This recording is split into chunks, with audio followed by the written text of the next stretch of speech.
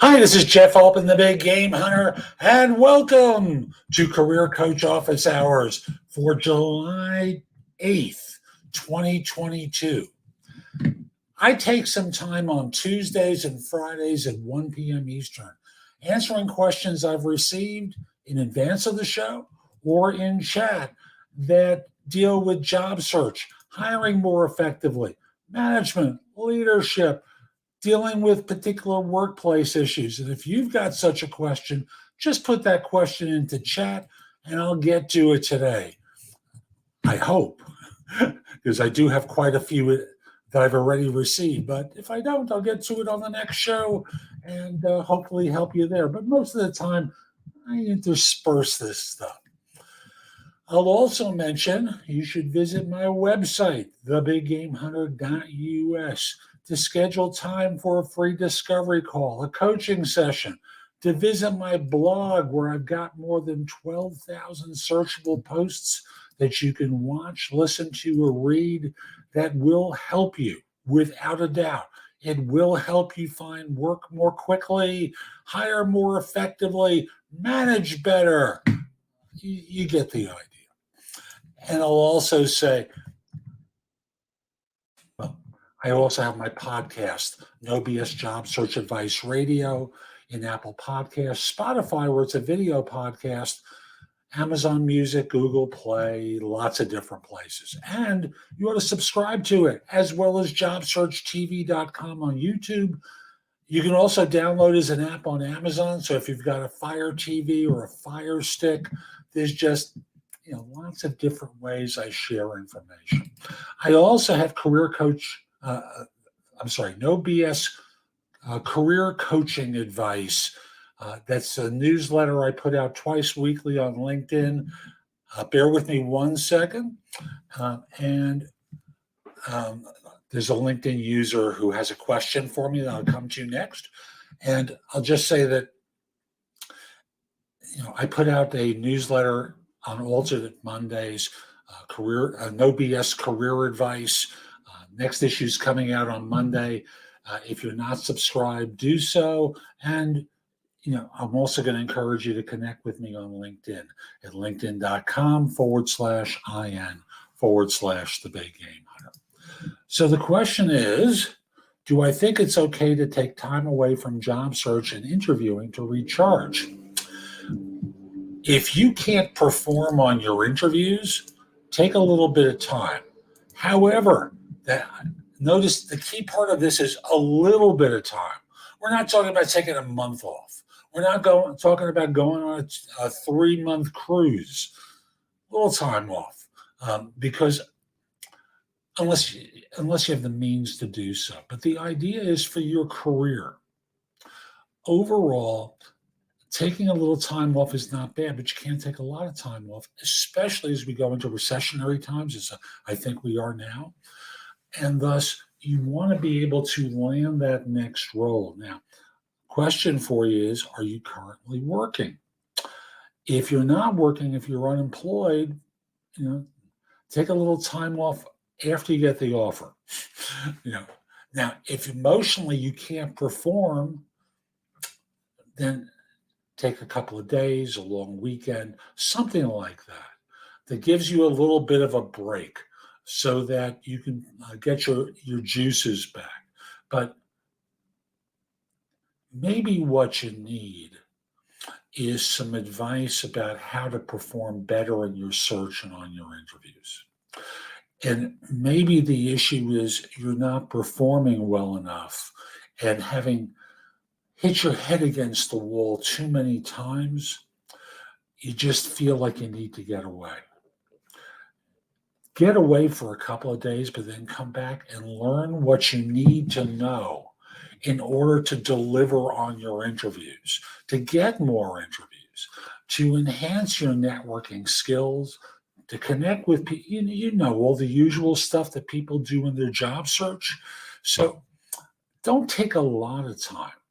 And if you're financially not able to do much of anything, you're better off taking the break after you get a job that you're willing to take than extending it, putting more financial pressure on yourself, as so many people do. So I'm sorry it's a vague answer, but I don't have more information to work with. I don't know your seniority or lack thereof. Uh, I don't know your financial situation, nor should I. But maybe what you need is help performing well on interviews. So I'll encourage you to visit my website, again, thebiggamehunter.us, and there's just a ton there that'll help you. And I'm sorry I missed that message from you. Thank you. Thank you. I appreciate it. And I hope you get some value out of today's show. Okay. And again, if someone has a question for me, a comment, just put it into chat. I'd be happy to take a stab at answering your question. Okay. Let me go to the next one. Should software engineering companies hire for culture fit or culture add? Okay. So the answer is yes. Yes on both counts. So the issue comes down to what's really needed. Now, the problem with culture fit and culture add is most people, bear with me 1 second, LinkedIn user, I'll come to you as soon as I answer this question. So for most people who are evaluating for culture, you think you know how to do it, but really don't. And I say that because job hunters are in good behavior, but so are employers. I know that because each of you is trying to put on a good performance for one another. And I won't repeat the story that I tell time and again about how I quickly learned that job hunters were on good behavior, and it took a long time for me to figure out employers were too. So I'll just say the most important thing that you can do is, as an employer, start off with someone being qualified, interested, and available. Qualified first. And then from the cultural standpoint, define your environment as you see it. The good, the bad, the ugly about it, so that there are few surprises. And I'm going to politely say most of you are going to sanitize it anyway, but you got to tell them about some of your problems. And you can start this part of the conversation by saying, if I told you this was a perfect environment, I'd be lying to you. And I refuse to do that. Every organization has its problems. Sometimes we work harder than others.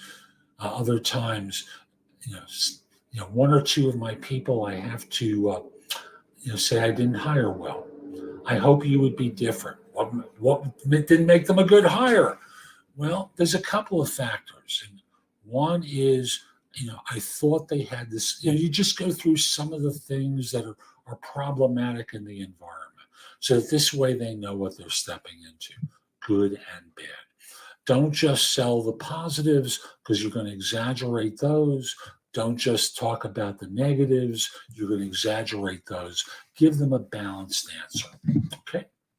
So coming back to this question in chat, if you're extending an offer and you want to ensure that you have time before you start, how do you handle that with the employer?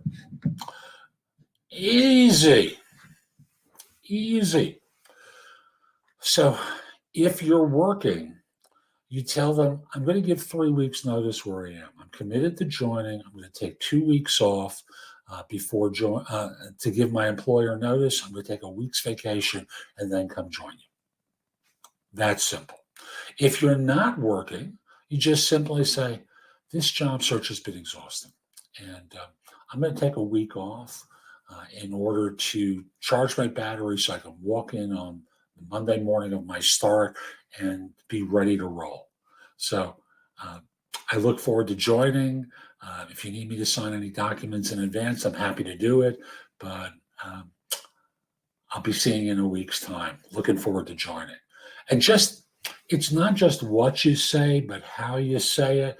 If you're not comfortable being as casual as me right now, practice what you're going to say so that in this way you can be as casual as I'm being.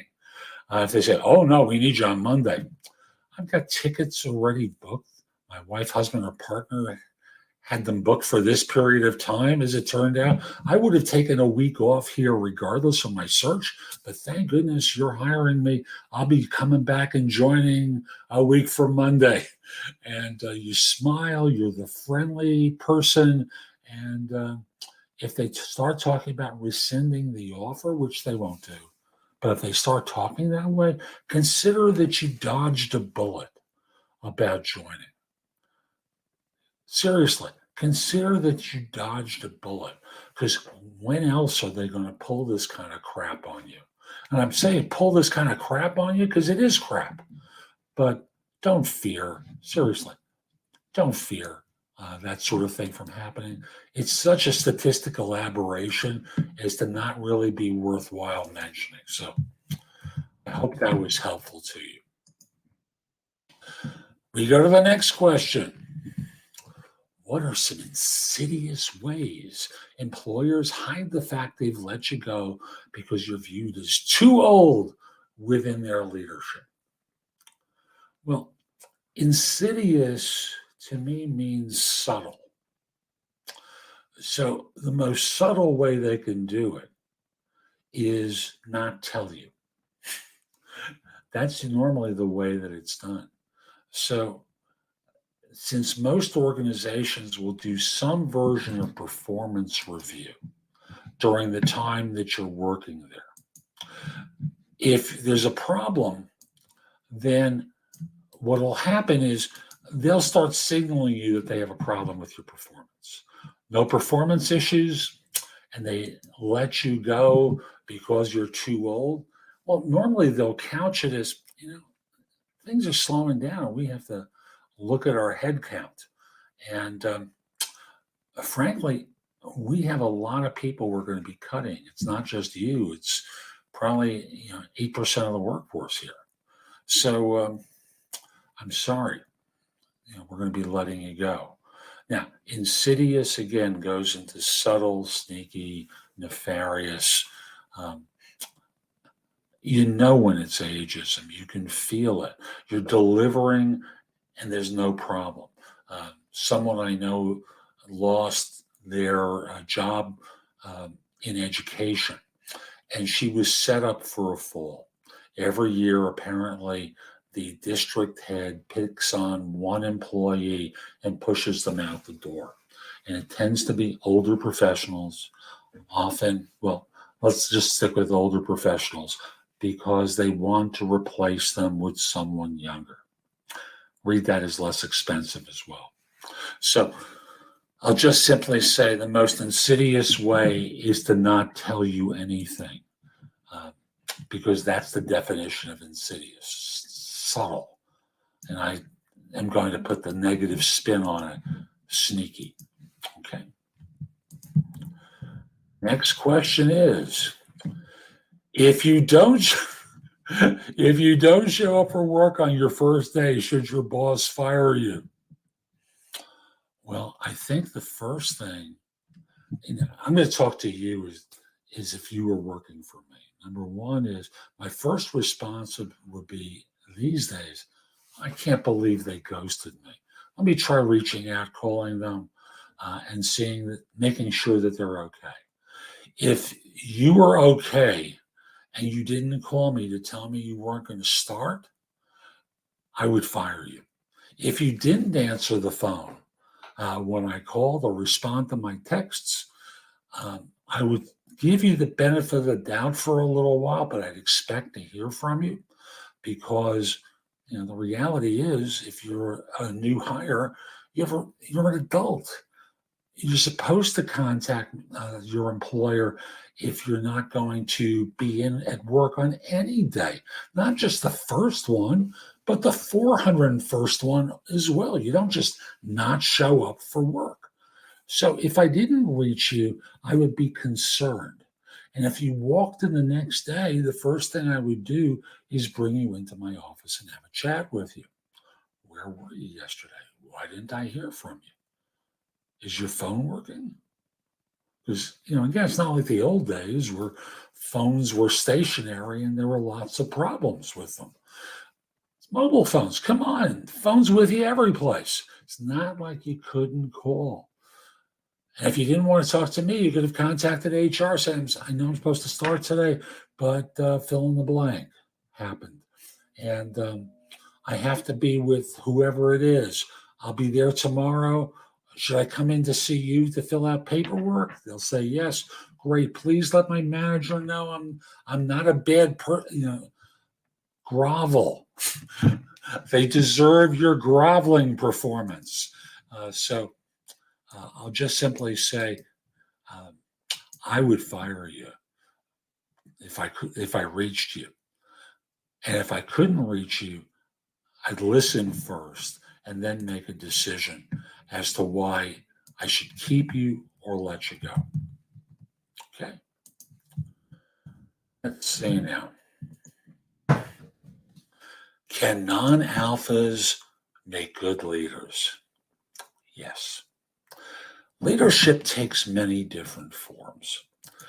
Apparently, you have the idea that alphas are supposed to be, the leadership reflects an aggressive style. And that's not always the case. Some organizations want that and like that. However, most organizations want emotional intelligence from people. They don't want an alpha who's going to be diving down people's lungs. I don't know if you can hear a background noise. I can. Someone is gardening, so my apologies if you can. So I'll just simply say non-alphas can make very good leaders because what they have the capacity to do is to listen carefully and deal with situations effectively, working through people, not by being bossy, not by being a tyrant, but by being effective. Okay? How do you reject, a job offer that's not the original job position you applied for? The job position they're offering is not what you'd like to do at all. Easy. Thank you for the offer, but this is neither the job I applied for or one that I'm interested in. I'd love to work in your organization. And, the fact is, I'd like to be doing work along the lines of what I originally applied for. Well, we don't see you as being qualified for that. Okay. And I don't see myself doing this job. Please don't take that as being disrespectful, but we haven't talked about this role in a way where I see that it makes sense for me. It's work that historically I haven't liked doing. I don't know why you switched me over to this. The idea that you don't see me as being suitable for this role is the conclusion. I don't see anything along the way that tells me why. So, do you have an explanation? And they'll try and come up with some generic excuse. I'm not interested. Thank you. I really appreciate the offer.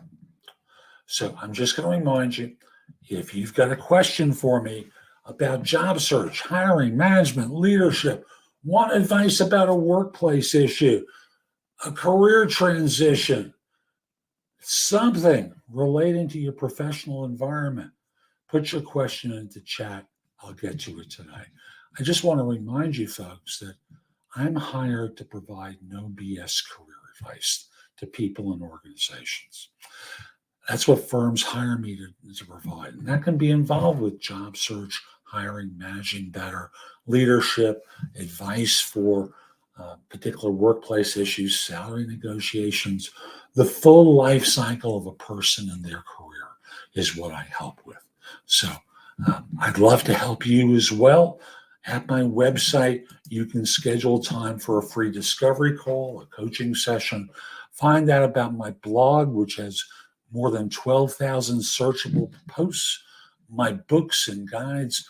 There's just a lot there that'll help you. And I'll also mention, there we go. Subscribe to JobSearchTV.com on YouTube. You can download it for Amazon as an app and watch me there. And you can subscribe to No BS Job Search Advice Radio, which is the #1 podcast on Apple Podcasts for job search. We've been on air for more than 11 years, more than 2,400 episodes. No show is close to mine in, in terms of episodes. It's just a great repository of information available to you. So let's go to the next question. Let's see now. Okay. When an executive at the company where you've been doing contract work is keeping you in the dark about the status of an offer to hire you full time, does it do any harm to look for a job in the meantime? No, you should look for a job. They're stringing you along. And I'm assuming that you're asking on a regular basis, contract's up in another 6 weeks. You plan on extending me. I'm not sure yet. I'll get back to you. Another week goes by. Hi. Any news on that extension or converting me full time? Nope, nothing yet. I started looking for a job immediately. They're ducking the answer. That's my opinion. They're ducking the answer, and they don't want to tell you they're not going to extend you or convert you. So you have a responsibility to yourself, and they have a responsibility to themselves and their organization. And as such, I started looking for a job no later than a month out, and probably sooner is the truth of it. So that in this way, if I liked working for this firm, minimally I have to protect myself financially so that I'm not harmed in all of this. So no, go out there and look for a job. Hope you find something, and I hope there's no gap in your finances that occurs. How should I ask a candidate about their citizenship status in an interview?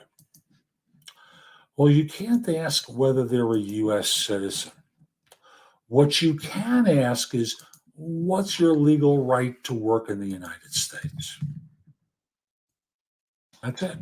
What is your legal right to work in the United States?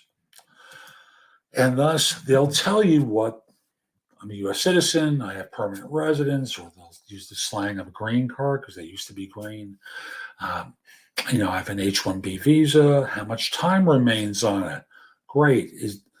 Have you had an extension yet? Great.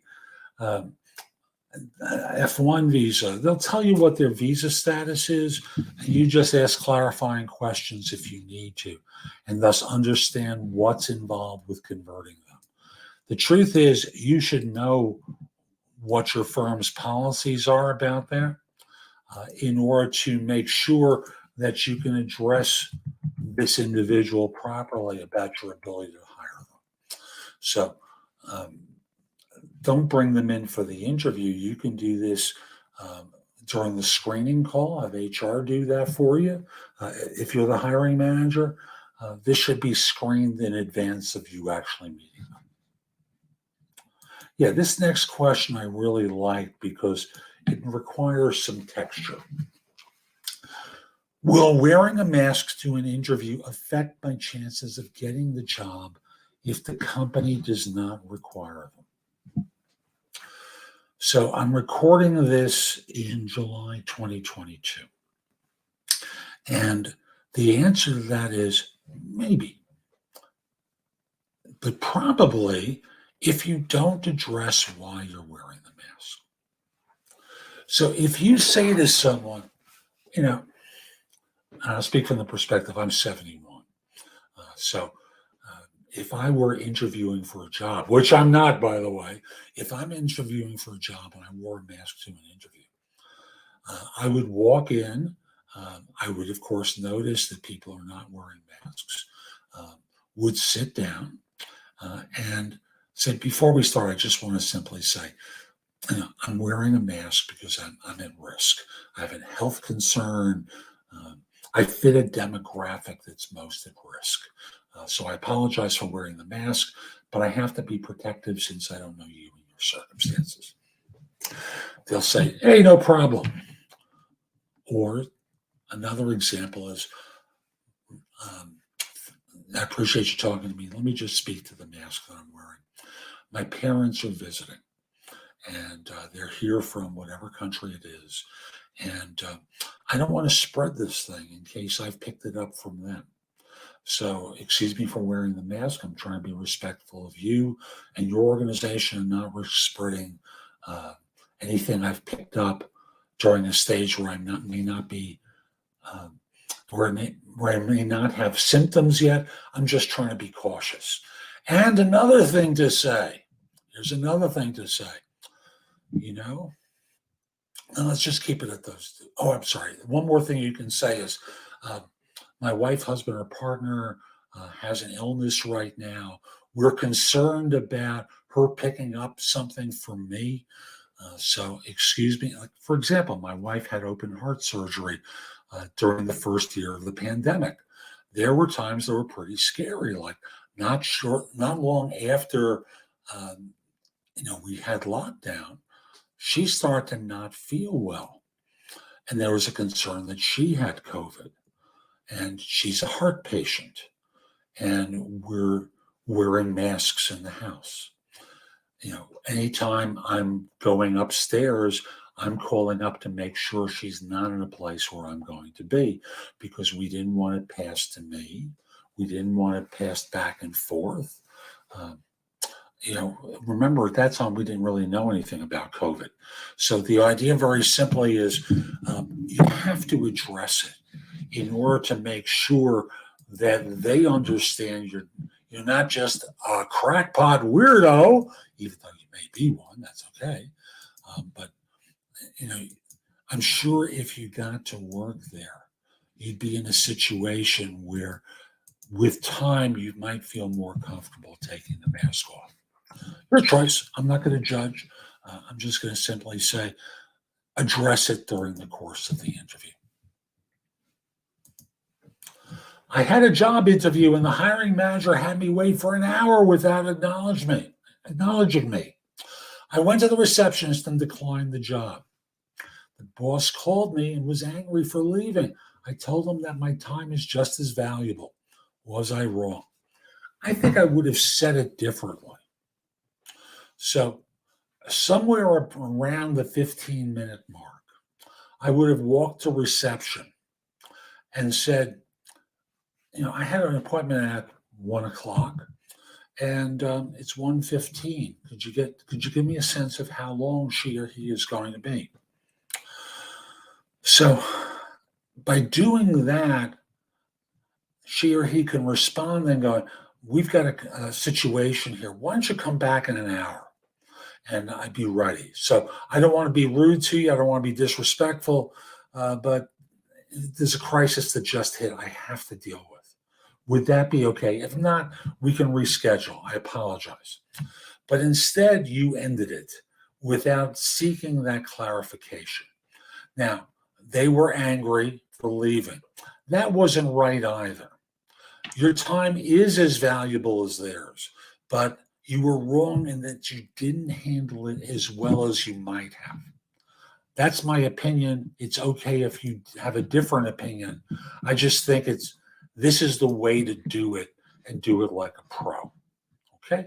I'm going to field one more question unless something comes into chat.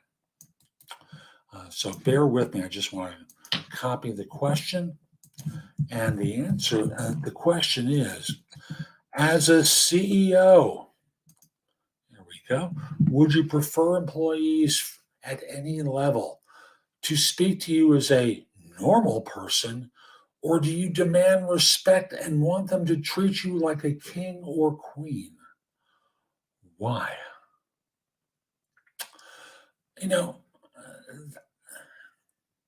The question bothers me. It bothers me because you think respect reflects a king or queen, where it should reflect any individual that you interact with. That is the way you should be dealing with a normal person. How were you talking, or how do you think is appropriate to speak to someone? Like If they're one of the girls, they're one of the guys. Hey, like you're going to mess around with them in some way? No, of course not. So I would say give respect. Seriously, give everyone respect, not just the CEO, for any person. It's not about treating them like a king or queen. It's like treating them like a normal person with respect. Are you supposed to be rude? Of course not. But that you separate normal person and king or queen as being the only people who demand respect or deserve respect, I should say, it's immature on your part. Apparently, something happened where you were rude to them and they called you out. So I'll just say, you were rude. Don't be rude. Okay. So that's today's show. I hope you found it helpful. And if you're watching it on YouTube, give it a like, share it, do something that lets people know it was worthwhile. On LinkedIn, by the way, as I'm doing this, if you're watching me on some platform and you have a question for me, put your question into chat. I'll come back to you and answer your question. Okay. But in the meantime, if you've got a question, put it into chat and visit my website, thebiggamehunter.us, to schedule time for a free discovery call, a coaching session, to visit my blog, which has more than 12,000 searchable posts that you can watch, listen to, or read. Find out about my courses, which you can rent or buy, my books and guides. There's a ton there to help. Also, subscribe to JobSearchTV.com on YouTube.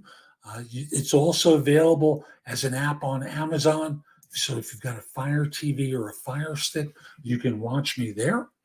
Also, No BS Job Search Advice Radio is #1 in Apple Podcasts for job search. More than 2,400 episodes over more than 11 years. Subscribe to that.